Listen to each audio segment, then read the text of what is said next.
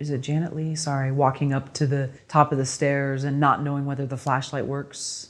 Oh, right. And not checking it, and she's in underwear. Like I'm taking that from another video that we did. Someone brought that up. Like, first of all, yeah.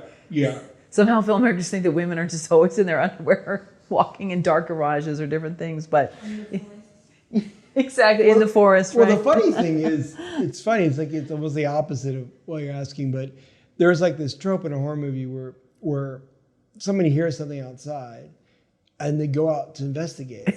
And everyone laughs at people in a horror film. But the thing is like, but that's what you would do in real life.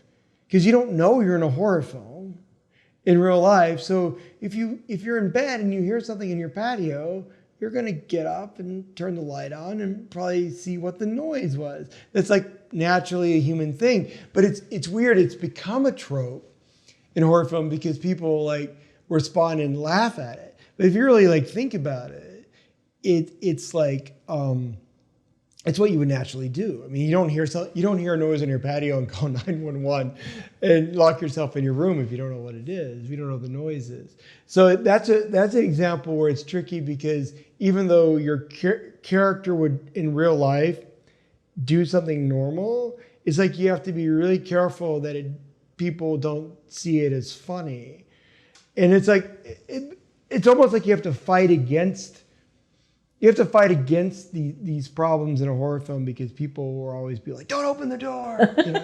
The thing is, but of course in real life you would open the door. So then you have to, like, in a weird way, it's like oftentimes your protagonist becomes hyper intelligent because you're actively working against the audience judging the protagonist from doing things. So in a way you make them like, almost you have to make them like sometimes like even more, almost like they are aware they're in a horror movie. They're doing things like super self-aware, but you're only doing it just because you don't want the audience to be like, why are they doing that?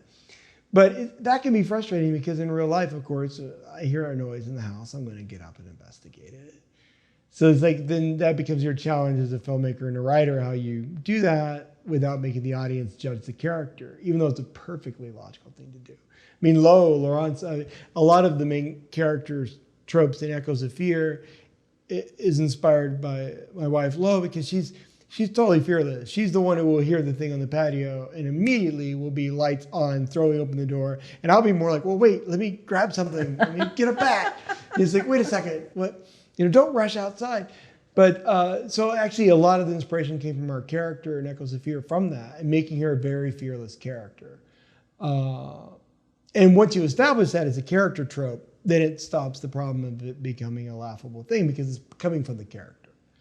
And when you realize that the character is very much someone who takes care of themselves and isn't spooked out by things, isn't creeped out by the bumps in the night, then once the audience understands that and understands about the character, then you can kind of pass through some of those horror tropes that would be a problem. Kind of halfway answering your question.